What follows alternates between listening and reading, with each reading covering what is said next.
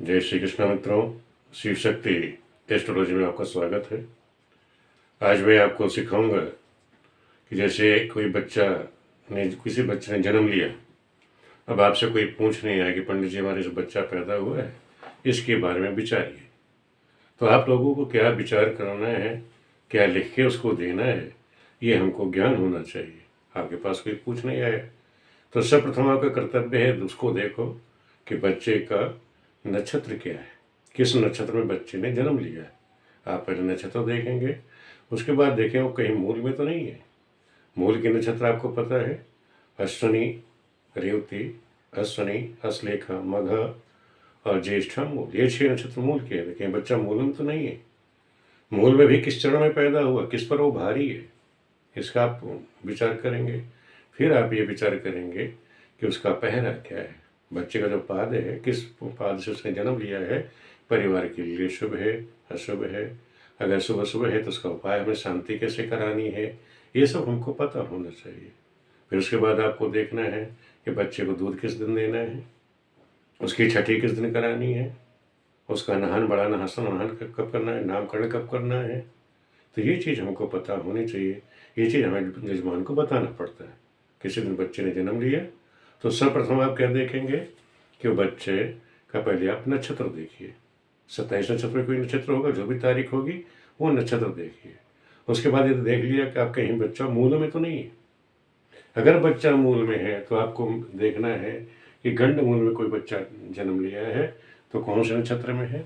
नक्षत्र गंड मूल के 6 नक्षत्र समझ लीजिए, अश्विनी, हस्तलेखा, मघा, ज्येष्ठा, मूल और रेवती, ये 6 नक्षत्र हैं मूल के। इसमें भी अश्विनी में अगर किसी बच्चे ने पहले चरण में जन्म लिया है वो पिता के लिए भारी होता है, कष्टकर होता है।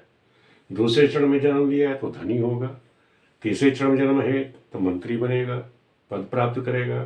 चौथे चरण में जन्म लिया है तो राज सम्मान प्राप्त करता है। कहने मतलब यह है कि अगर अश्विनी के पहले चरण में जन्म लिया है तो शांति कराना अनिवार्य है, और तीनों चरणों में जन्म लिया तो चाहे शांति कराए नहीं कराए, पूजा कराए, वो कोई दिक्कत नहीं है, लेकिन इसमें शांति विधिवत करानी पड़ेगी। हस्तलेखा के में किसी बच्चे ने जन्म ले लिया तो पहले चरण में जो है शांति से शुभ होता है, दूसरे चरण में धन की हानि होगी, तीसरे चरण में माता की हानि है, और चौथे चरण में पिता की हानि। कहना तो हस्तलेखा में बच्चे ने जन्म लिया है तो उसमें उसकी पूजा मूल शांति कराना अनिवार्य है। किसी बच्चे ने मघा जन्म में नक्षत्र में जन्म लिया, पहले चरण में जन्म लिया तो माता को कष्ट है, दूसरे चरण में पिता को कष्ट, तीसरे चरण में सुखी होगा, और चौथे चरण में धन विद्या की प्राप्ति करेगा। यानी कहने मतलब मघा के पहले दूसरे चरण में किसी बच्चे ने जन्म लिया है तो मूल शांति कराना अनिवार्य है। ज्येष्ठ नक्षत्र है, अब ज्येष्ठ नक्षत्र में देख लीजिए। ज्येष्ठ नक्षत्र के अगर पहले चरण में जन्म लिया बच्चे ने तो बड़े भाई के लिए कष्टकारी, दूसरे चरण में जन्म लिया तो छोटे भाई के लिए कष्टकारी, तीसरे चरण में माता के लिए हानिकारी, और चौथे चरण में स्वयं के लिए कष्टकारी। कहने मतलब यह है कि किसी बच्चे ने ज्येष्ठ में जन्म लिया है तो विधिवत इसकी मूल शांति आप कराएंगे। किसी बच्चे ने मूल नक्षत्र में ही जन्म ले लिया है तो पिता को, पहला चरण जो है पिता को हानि करता है, दूसरा चरण माता को हानि करेगा, तीसरे में धन की हानि, और चौथे में वही है कि शांति से शुभ है। तो कहने मतलब मूल नक्षत्र में भी मूल शांति का नाम अनिवार्य है। रेवती नक्षत्र में किसी बच्चे ने जन्म ले लिया है, पहले चरण में है राज सम्मान प्राप्त करेगा, दूसरे में जन्म लिया है चरण में तो मंत्री बनेगा, तीसरे में धन का लाभ है, चौथे चरण में कष्ट और व्याधि आती है। तो कहने मतलब है मूल के नक्षत्र में किसी भी नक्षत्र में बच्चे ने जन्म लिया है तो क्या करेंगे, आप मूल शांति कराएंगे। क्या करोगे कि उसके पिता को समझा दो कि भाई 27 दिन तक, अगर इस नक्षत्र में बच्चे ने जन्म लिया है उसके पिता को से कह दो कि भाई पिता जो है 27 दिन बच्चे का मुख ना देखे, और दाढ़ी अपनी शेविंग वगैरह ना करे, बाल हनी छोड़ कर्म ना करे, और 27 दिन के बाद जिस नक्षत्र में बच्चे ने जन्म लिया है यही नक्षत्र जब पुनः लौट कर आए, कुछ कभी कभार तिथियाँ गड़बड़ जाती है तो उसमें ये देखो जो वही नक्षत्र पुनः लौट कर आएगा उसी नक्षत्र में आपको मूल शांति करानी। कहीं लिखा तो गया कि 27वें दिन कराना है, 27वें दिन कराओगे तो वो पता लगा जिस नक्षत्र में बच्चे ने जन्म लिया वो नक्षत्र नहीं आया तो गलत हो जाएगा। तो जिस नक्षत्र में बच्चे ने मूल में जन्म लिया है वो चाहे 27वें दिन हो चाहे 28वें दिन आए, उसी नक्षत्र में आप मूल शांति कराएंगे। इससे जो है मूल शांति हो जाएगी, बच्चे को आगे भविष्य में कोई इसी प्रकार की कोई दिक्कत बाधा नहीं आएगी। फिर आप देखेंगे कि हमारे नक्षत्र कौन, 27 नक्षत्र है, और 27 नक्षत्र में बच्चे ने जन्म लिया है, किस नक्षत्र में जन्म लिया है तो उसका पहरा क्या होगा। तो पहरा देखने के लिए पाद पाद कहते हैं, बच्चे का जो जन्म हुआ उसका पाद क्या था, पहरा क्या था, उसके लिए कोई पहरा कह रहा है, कोई पाद कहता है, कोई पाया कहता है, वह बात एक ही। तो बच्चे का पहरा देखना, हम लोग उसका पाद देखना समझें कि किसी बच्चे का, आप समझ लीजिए कि किसी बच्चे का जन्म रेवती से जन्म हो, रेवती से लेकर के जो 6 नक्षत्र हैं मृगशिरा तक, रेवती, अश्विनी, भरणी, कृतिका, रोहिणी, मृगशिरा, ये जो 6 नक्षत्र हैं, ये इसमें जब बच्चा जन्म लेता है उसे कहते हैं स्वर्णपाद, यानी सोने के पाए से उसने जन्म लिया है। ऐसा क्या है, सुख सौभाग्य को देने वाला है, बढ़ाने वाला है। ऐसा बच्चा परिवार के लिए, कुटुंब के लिए शुभदायी है। किसी बच्चे का जन्म अद्रा से लेकर के स्वाति तक, अद्रा है, पुनर्वसु है, पिख है, असलेखा है, मघा है, मघा हो गया, पूर्वा फाल्गुनी, उत्तरा फाल्गुनी, उत्तरा फाल्गुनी, हस्त है, चित्रा है। तो यहाँ तक ये जो 10 नक्षत्र हैं ये हुए रजत पाद, यानी चांदी का पहरा। स्वर्णपाद सोने का पहरा, रजत पाद यानी चांदी का पहरा है। ये भी धन लाभ, बच्चा ऐसा क्या करता है, परिवार का धन, कुटुंब में धन, आर्थिक स्थिति मजबूत होती है। और किसी बच्चे का जन्म जो है विशाखा से लेके मूल नक्षत्र, विशाखा, अनुराधा, ज्येष्ठा, मूल, इन 4 नक्षत्रों में किसी बच्चे का जन्म हो गया, वो लौहपाद। ऐसा बच्चा जब जन्म लेता है इस नक्षत्रों में, वह परिवार के लिए अशुभ होता है, कष्टकारी होता है। तनी उसमें क्या है, जन की हानि होती है, धन की हानि होती है, घर में विनाश की स्थिति आती है, कोई न दिक्कत परेशानी आती है। तो उस समय आप जो है इन नक्षत्रों की शांति करा सकते हैं, इनकी शांति कराइए, जिससे परिवार कुटुंब में कोई दिक्कत न आने पाए। दूसरा है पूर्वाखाट से लेकर उत्तरा भाद्रपद तक, ये जो 7 नक्षत्र हैं ये ताम्रपाद है। इस नक्षत्र में अगर कोई बच्चा जन्म लेगा तो क्या है, उसका फल जो है मध्यम है, शुभ अशुभ फल दोनों देते हैं, मध्यम फल होता है। अब ये तो हो गया आपका नक्षत्र के अनुसार उसका पाद या पहरा देखना। अब कुंडली में आप कैसे देखोगे, कुंडली में स्थित देख लोगे जो चंद्रमा है, अगर चंद्रमा आपका किस भाव में, पहले भाव में, छठे 11वें भाव में बैठा है चंद्रमा, तो स्वर्ण पाद होगा जो सुख सौभाग्य को बढ़ाने वाला होगा। तो वही फल है, फल वही रहेगा। और यही चंद्रमा अगर दूसरे 5वें 9वें भाव में है तो रजत पाद कहलाएगा, वो भी धन का लाभ देगा। चंद्रमा अगर 4थे 8वें 12वें है तो ये लोहे का पाद कहलाएगा, जो अनिष्टकर होगा, धन की हानि, जन की हानि करेगा, विनाश करेगा। अगर चंद्रमा आपका कुंडली में 3रे 7वें 10वें भाव में है तो ये भी मध्यम फल देता है। इस तरह से हमने क्या देखा कि बच्चा जब नक्षत्र किस नक्षत्र में जन्म लिया, उस नक्षत्र के अनुसार हम देख लेंगे कि उसका पहरा क्या है, और कुंडली के अनुसार उसके हम ये देख लेंगे कि उसका पहरा क्या है। तो ये तो इस तरह से हमने पहरा देखना सीख लिया, बच्चा मूल में है या नहीं है ये देख लिया। अब मैं आपको उदाहरण के द्वारा इसको समझाता हूँ। अब मैं आपको बताता हूँ उदाहरण के द्वारा। मान लो किसी बच्चे ने जन्म लिया है, मैंने उदाहरण ले लिया है कि 3 अप्रैल 2022, पंचांग आप लोगों के पास नया आ ही गया होगा, उसमें देख लेना।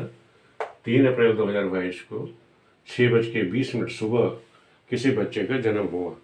अब मुझे देखना है, इसके बारे में बताना है। यजमान मुझसे पूछने आए इस तारीख को कि भाई इतने बजे बच्चे ने जन्म लिया, तब आप उसको देखोगे कैसे। सर्वप्रथम हमने देखा कि उस दिन जो नक्षत्र है अश्विनी नक्षत्र है, जो 15:48 पर है। 15:48 पर का मतलब हो गया 6 घंटे, ये सूर्योदय भी 6 बजे का, अश्विनी 12, और ये 12 बजे के आसपास ये नक्षत्र अश्विनी समाप्त हो रहा है, और 6:20 बच्चे ने जन्म लिया। इसका मतलब यह हो गया कि अश्विनी के 3रे चरण में बच्चे ने जन्म लिया है। अश्विनी के 3रे चरण में, चरण कैसे निकालोगे आप लोग कि जो गत नक्षत्र, जो इससे पहला जो नक्षत्र है वो समाप्त कब हो रहा है, ये नक्षत्र कब समाप्त हो रहा है, उसके बीच का जो पीरियड है उसे आप ले लेंगे और उसको 4 से भाग कर दीजिएगा, तो एक चरण का आपका मान आ जाएगा कि 6 घंटे, वैसे लगभग 6 घंटे के आसपास का एक चरण होता है। जो जन्म इससे पिछला जो नक्षत्र जब समाप्त हो रहा है वहाँ से आप 6 घंटे जोड़ते चले जाएंगे, तभी आपको चरण पता चल जाएगा कि चरण कितना है। नहीं तो सीधा तरीका है, जो नक्षत्र समाप्त हो रहा है पिछला वहाँ से लेके ए नक्षत्र की समाप्ति तक जो भी मान आता है आपका 4 से भाग कर दो तो एक क्षण का मान आपको निकल आएगा घंटे में। ठीक है, तो इस तरह से आप चरण निकाल लेंगे।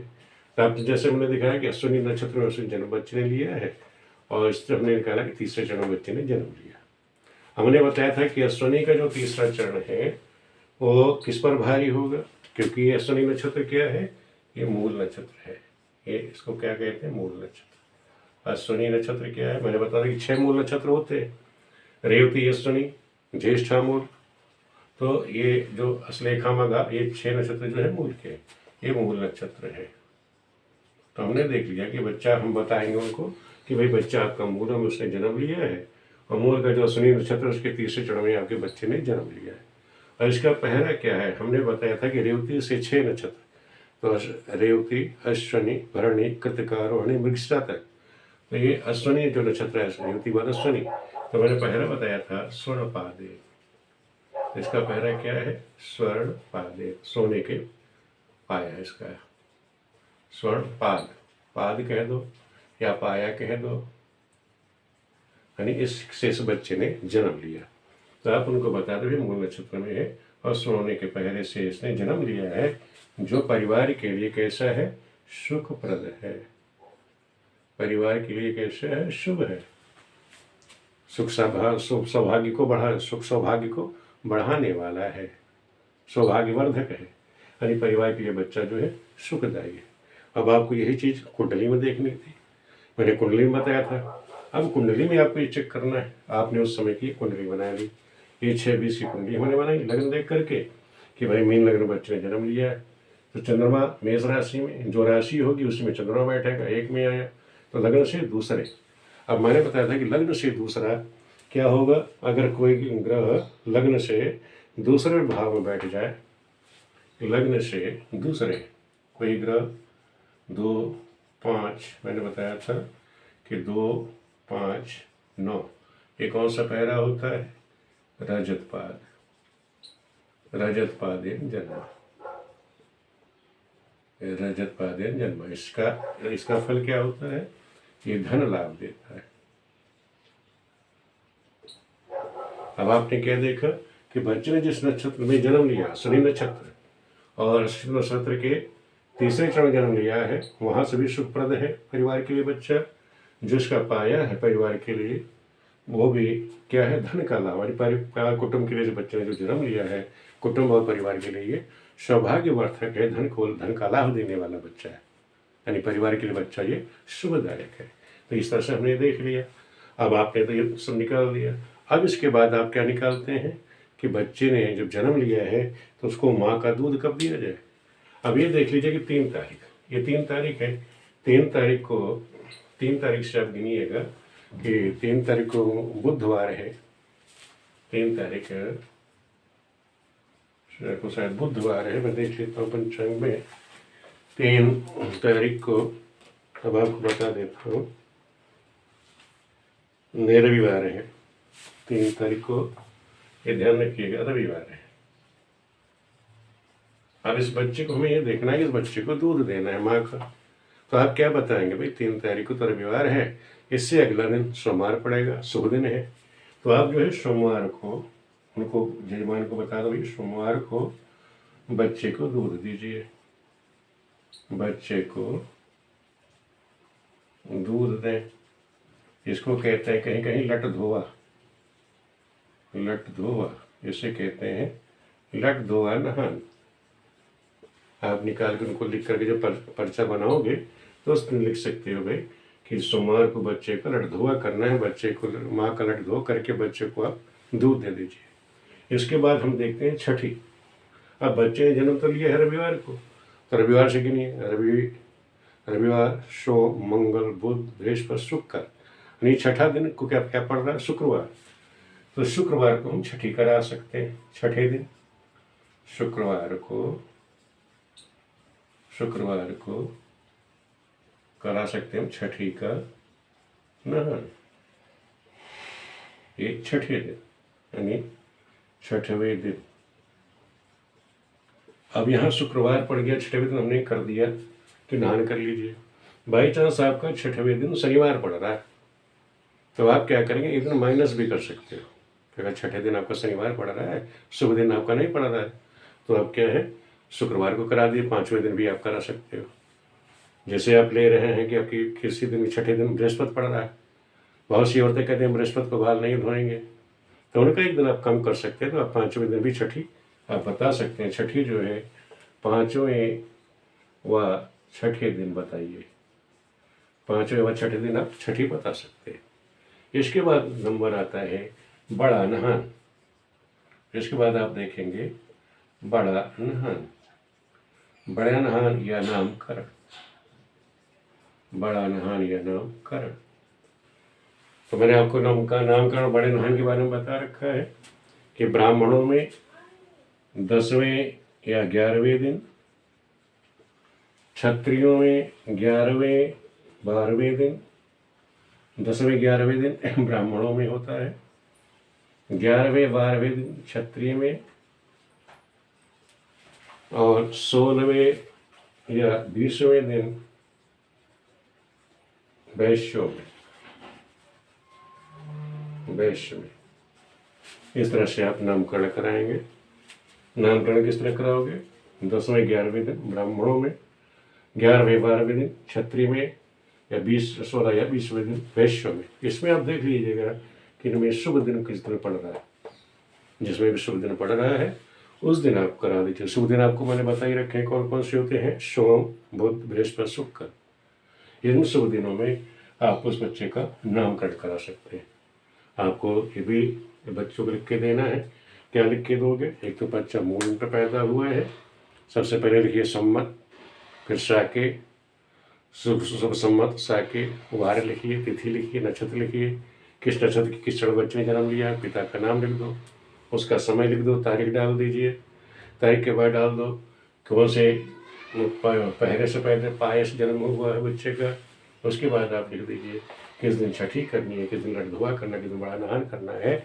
इस तरह पर्चा बना के आप दोगे तो इसलिए आपका जो सही से बताने का जो तरीका है वो तरीका ये है। कोई बच्चे ने जन्म लिया तो आप किस तरह से बताओगे, किस तरह से देखोगे, इसका ज्ञान होना आप सभी लोगों को आना चाहिए।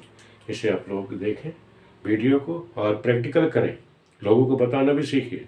ये नहीं केवल मैं बताता जा रहा हूँ आप लोग प्रैक्टिकल में करें। इसलिए बता रहा हूँ कि आपके सामने लोग रोज़ पूछने आते हैं तो आप उनको बताइए कि आपका बच्चा मूल में है नहीं है, किस नक्षत्र में है, ये सब देखना आपको आना चाहिए। आप लोग वीडियो देखें, लाइक करिए, सब्सक्राइब करिए, अपने मित्रों को जोड़ें। कोई चीज़ अगर समझ में नहीं आई है तो कमेंट कर देना, मैं आपको समझा दूँगा। वीडियो देखने के लिए आप सभी मित्रों का बहुत बहुत धन्यवाद।